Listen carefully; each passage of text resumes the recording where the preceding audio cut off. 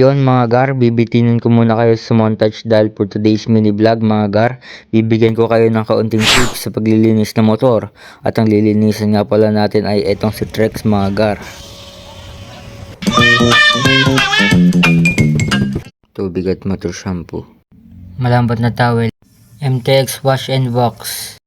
Tire block para sa gulong. Chain lube and chain cleaning agent. Oscar matte wax, baka naman. First tip mga gar, basahin nyo muna ng tubig yung motor nyo mga gar para lumambot at mahulog yung mga dumi na nakakapit. At take note mga gar, huwag nyo babasahin yung motor nyo kung mainit pa yung makina kasi masisira yan mga gar. Second tip mga gar, umpisahan nyo muna sabunin sa taas mga gar kasi para kapag bumaba yung sabon sa ilalim mga gar, nakatulong din yun para lumambot yung mga dumi mga gar at para hindi masayang yung sabon mga gar. Third tip mga gar, huwag kayong gagamit ng dishwashing liquid mga gar kasi kukupas yung paint ng fairings nyo mga gar. At huwag din kayong gagamit ng mga gamit ng mga basahan mga gar. Kung ano lang yung ginagamit ng panglinis ng motor nyo, yun lang yung gagamitin nyo mga gar. Huwag din kayong gagamit ng matitigas ng basahan mga gar. Gumamit kayo ng mga malalambot na towel mga gar para hindi magasgas yung mga fairings ng motor nyo mga gar. Fourth tip mga gar, kapag maglilinis kayo sa mga sulok-sulok mga gar, mas maganda kung may detailing brush kayo mga gar para mas nalinis talaga ng mabuti yung mga sulok-sulok mga gar. Pero ako mga gar, tamang suksok lang na kamay mga gar, wala pa kasing pambili mga gar. Fifth tip mga gar, unahin nyo muna sa fairings or sa gilid ng motor nyo mga gar kasi kapag inunan nyo sa harap o sa likod mga gar, dyan kasi mas maraming naipon ng mga dumi mga gar dahilan na sumasama yung dumi sa basahan na ginagamit nyo mga gar. Kaya kapag pinunas nyo sa fairings nyo mga gar, nagkukos na scratch o gasgas mga gar. Sixth tip mga gar, huwag nyo pinapatagal yung sabon sa fairings nyo mga gar kasi hindi maganda sa fairings ng mga motor natin yan mga gar. Mas mainam na basahin o banlawan agad natin mga gar para hindi natutuan yung fairings natin mga gar.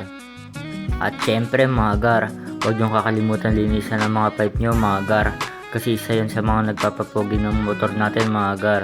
At ingat lang sa paglilinis ng pipe mga gar kasi hindi maganda kung malalagyan ng tubig o sabon sa loob ng pipe natin mga gar. At syempre mga gar, isusunod ko naman dito sa harap mga gar kasi ito yung unang nakikita kapag nagra-rides tayo mga gar. Kaya dapat makintab yung mga fairings ng mga gar, dagdag sa pogi ng mga motor natin mga gar. Ingat lang sa paglilinis dito mga gar kasi ibang mga motor mga gar, nakalabas yung mga wirings mga gar, baka mabasa yun dahil na magiging grounded mga motor nyo mga gar. At syempre mga gar, huwag nyo kakalimutan linisin mga disc brake nyo mga gar dahil kapag pinabayaan natin yan mga gar, pwedeng kalawangin yan mga gar.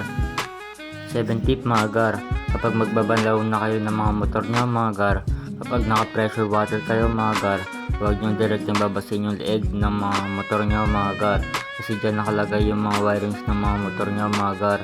Isa din yun sa cause ng pagiging grounded yung motor nyo mga gar. At kailangan mga gar, nakalock yung susian nyo mga gar para hindi mapasukan ng tubig sa loob mga gar.